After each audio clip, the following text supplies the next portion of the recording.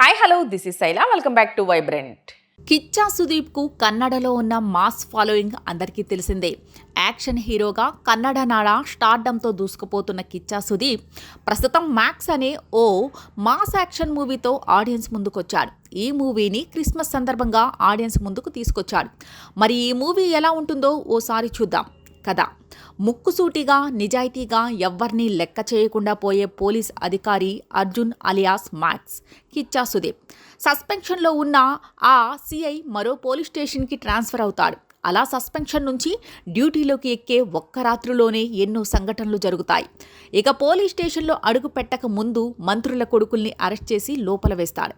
అప్పటికే ఆ మంత్రులు ఇద్దరూ కూడా సీఎంని దించేందుకు ఎమ్మెల్యేలను కొనుగోలు చేసే ప్రయత్నాల్లో ఉంటారు.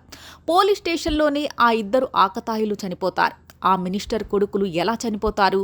ఆ కేసు నుంచి తప్పించుకునేందుకు పోలీసులు ఆడిన డ్రామా ఏంటి?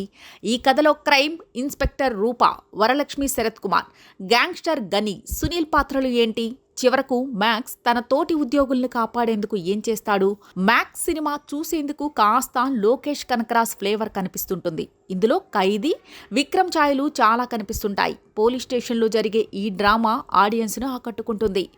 ఒక చిన్న లైన్ను పట్టుకుని ఇంత పెద్ద సినిమా కథనాన్ని ఇంత గ్రిప్పింగ్గా ఎలా రాసుకున్నాడ్రా బాబు అని దర్శకుడు గురించి ఖచ్చితంగా ఆలోచిస్తారు. ఇక మాస్ ఆడియన్స్కు నచ్చే యాక్షన్ సీక్వెన్స్లు, హై మూమెంట్స్ అయితే చాలానే ఉన్నాయి. థ్రిల్లింగ్ మూమెంట్స్ కావాలని అనుకునే ఆడియన్స్కి అన్నీ కూడా ఉంటాయి. కొన్ని చిన్న ట్విస్టులు ఉంటాయి.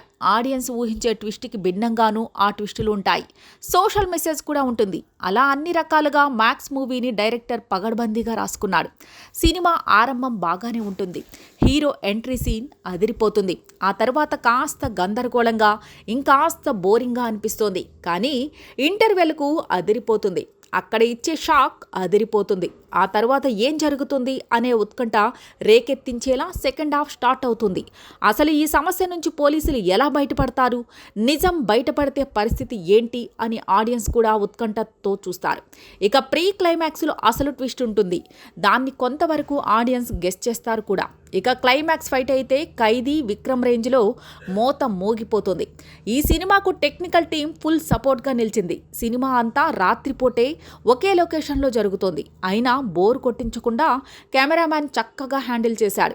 ఇక అజనీష్ మన తమన్ను మించిపోయి బాధేసినట్టుగా అనిపిస్తోంది. కొన్ని చోట్ల అదిరిపోతే ఇంకొన్ని చోట మోతాదు మించినట్టుగా అనిపిస్తుంది. మాటలు బాగుంటాయి, పాటలు అంతగా గుర్తుండవు. బ్యాక్గ్రౌండ్ మ్యూజిక్లో కలిసిపోయినట్టుగా అనిపిస్తుంటాయి. ఖర్చు తక్కువే అయినట్టుగా కనిపిస్తోంది. కానీ చాలా రిచ్గా, గ్రాండియర్గా తీసినట్టు అనిపిస్తోంది. సుదీప్ తన పాత్రలో ఒదిగిపోయాడు. యాక్షన్ హీరోగా తన సత్తాను మరోసారి చాటుకున్నాడు.